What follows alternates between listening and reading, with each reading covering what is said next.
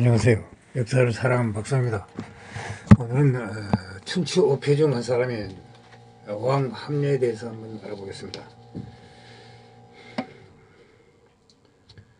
오나라 고발광이 되기 전 오나라의 왕위 계승에는 상당히 문제가 있었다. 고발광의 아버지는 최초 왕을 칭한 수몽의 맏아들 제본으로 수몽에게는 3명의 아들이 있었다. 그 중에서 넷째 계찰이 현인으로 명성이 저하였다. 수몽 역시 넷째를 왕위에 세우려고 했다. 하지만 계찰은 나중에 형이 왕위에 올라야 한다며 사양하였다. 결국 첫째였던 제본이 왕위에 올랐다. 그런데 제본은 계찰에게 왕위를 잇게 하고자 자신의 다음 대를 아들이 아닌 동생에게 물려주게 된다. 그리고 둘째였던 여제 역시 죽으면서 왕위를 셋째에게 물려줬다. 셋째 고발염에 역시 계찰에게 왕위를 물려주려 했으나 계찰이 이를 또 다시 사냥하였다. 왕위는 첫째였던 제본의 아들 고발광이 아닌 셋째 염의 아들 주에게 물려주게 된다.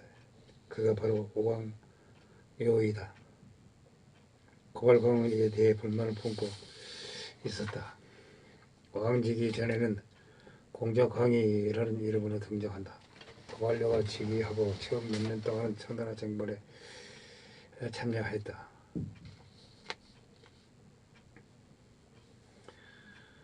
오저서가 고발광이 시게 된 것은 즉위 전 천하를 공개하던 때였다.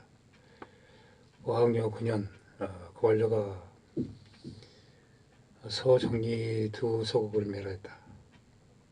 같은 해 오나라 천나라 양국 간의 국경에서 발생한 사소한 문제가 양국의 불화가 됐다. 오저서는 고발료에게 천나라를 정벌하는 것에 이점을 설명하였으나 고발료는 제안을 받아들이지 않았다. 이때 고발광 오저서의 편을 들어 원수를 갚으려는 그의 제안에 동의하였다.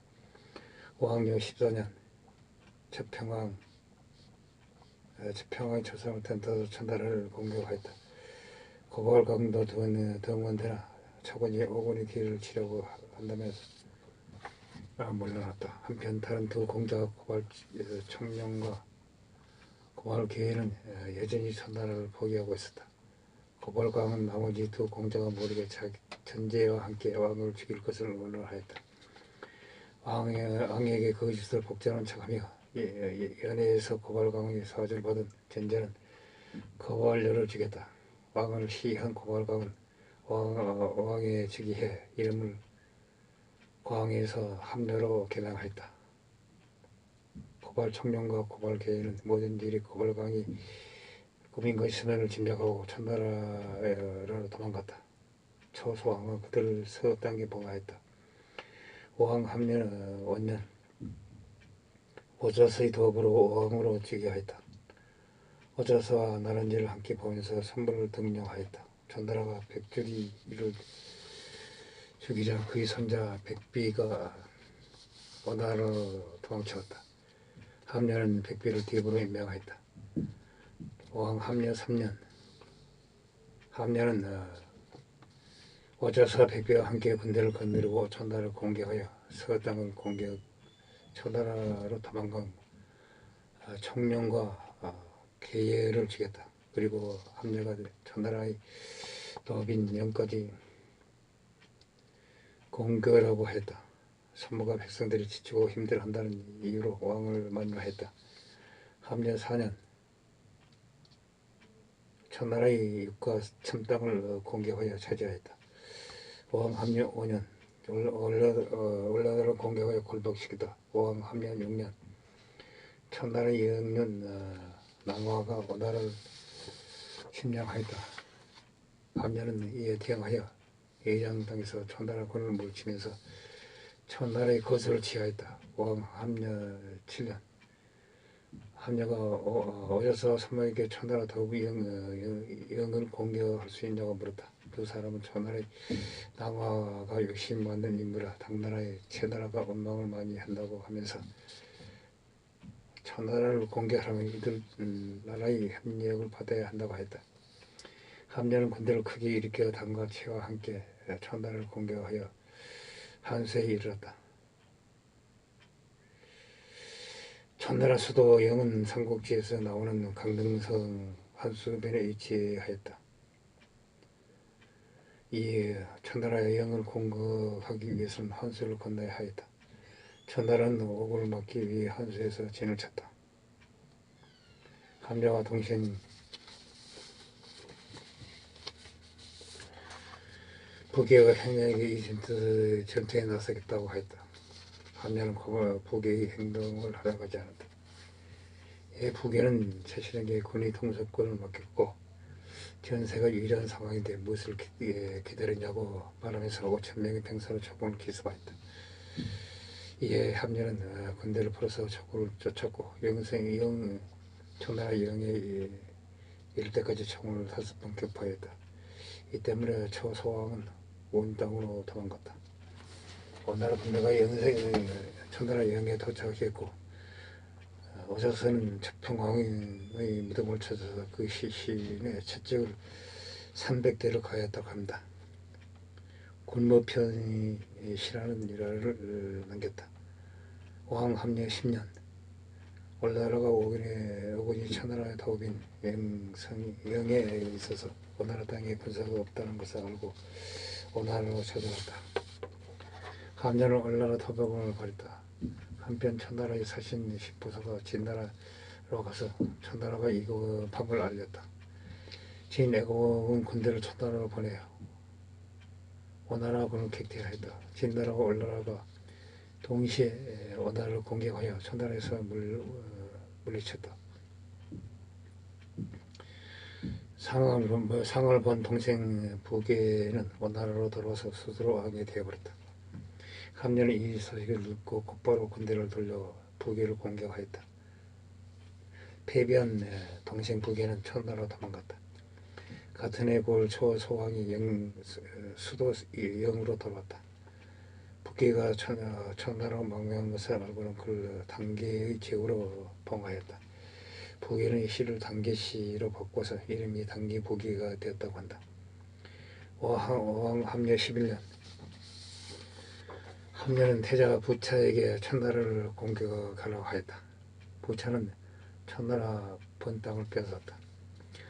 천나라 소왕은 오나라 공격으로 도불리 영에서 야구로 천도하였다.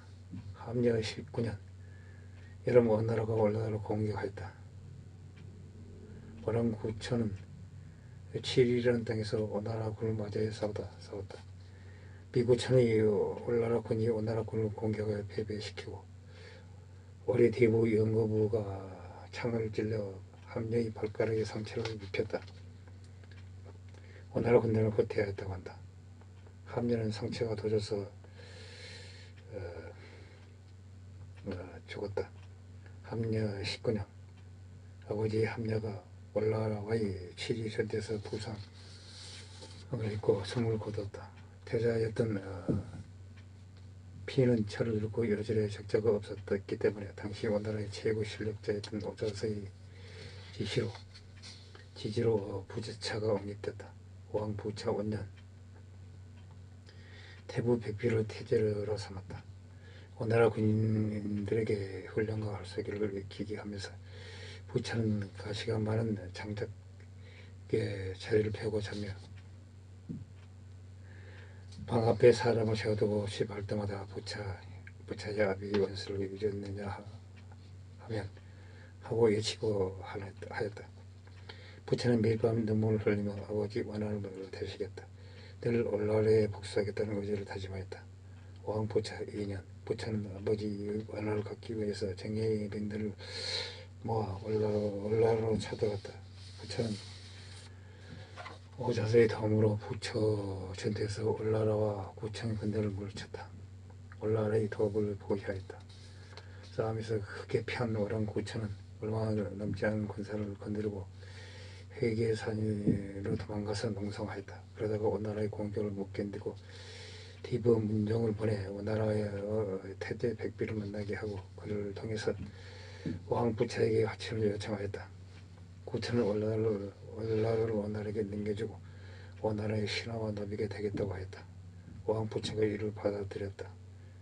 오자사가 지금 원나라를 면해야 한 후원이 없어진다고 만류했다. 부처는 오자사의 말을 무시했다. 왕은 태제 백비를 통해서 원나라와의 화친을 받아들이고 원나라 군대를 원나라에서 철수했다. 포로가 돼서 원나라에 잡혀온 오랑구천이 부처의 똥을 맛보며 건강을 살펴주고 미녀 서시를 바치는 등 아첨하며 뇌물을 주었다. 부처는 구천을 원나라로 돌려보려는 치약의 실수를 저질렀다. 왕부천 7년 제날에서 제2경공이 죽었다. 대신들이 서로 싸우며 뒤를 이은 한 여자가 어리석다는 소식을 전해들은 부처는 군대를 일으켜 제나라를 공격하였다. 오자사가 제나라 정벌에 대해서 간화했다. 오자사는 오랑구천의 음식의 맛을 안 보고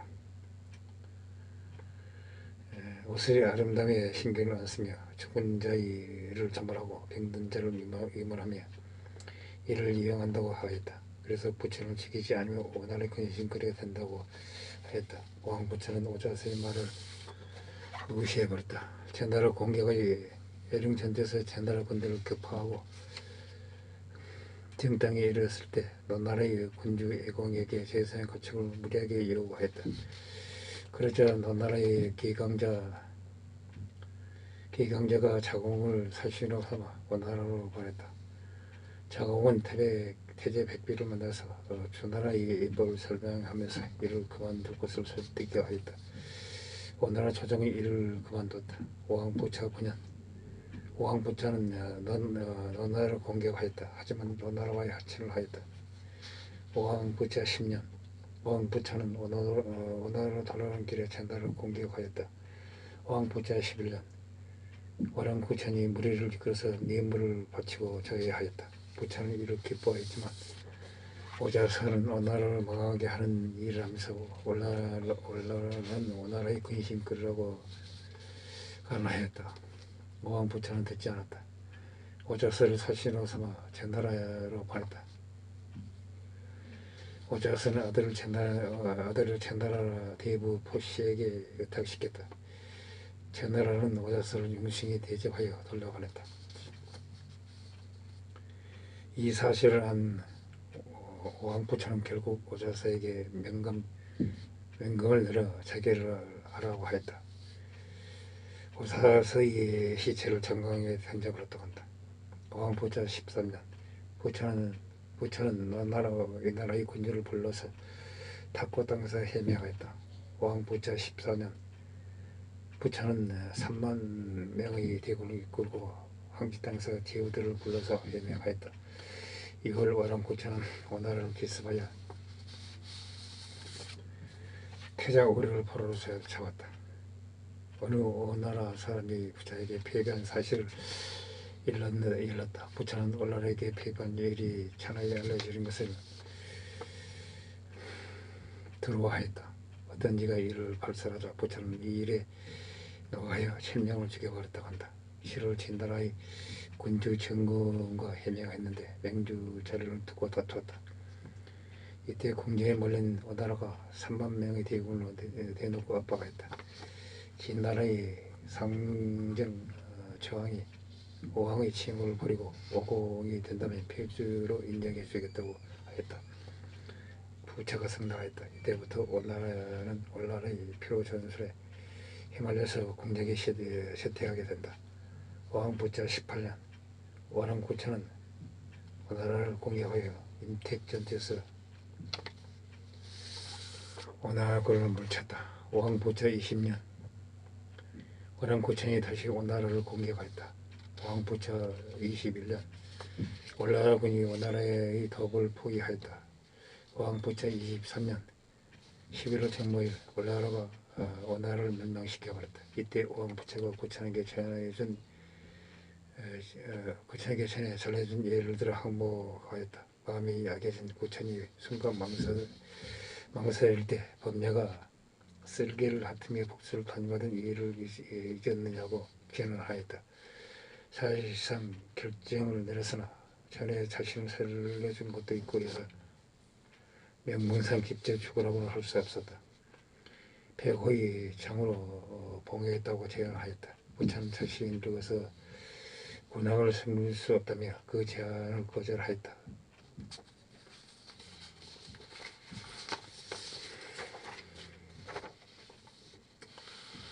부처는 단식하였다. 내가 죽으면 저승에서 오자스를 어떻게 본다는 말인가 하고 고소산에서 얼굴을 가린 채 자결을 했다고 한다. 그 뒤 오늘은 역사 속으로 사라졌다. 태평관계에서는 월날에서 바쳤다는 여인이 이광 순명으로 나와 부처가 그녀들이 마치 안개 속에서 쌓인 하얀 한 쌍의 만세처럼 보였다고 한다. 지수의 물가에 떠있는 연꽃처럼 보였다면서 두 명의 아름다움에 빠져 정사를 결리했다고 한다. 또한 월나라가 원나를 침공하자 부처는 두 미녀를 품에 안고 하원으로 달았는데 월나라 군인들이 두 미녀를 보고 선자가 아닌가 하고 쳐다보기만 했다고 한다. 이상 왕합녀와 그 아들 부차의 몰락 과정을 알아봤습니다. 당시 부족합니다. 양해 부탁드립니다. 감사합니다.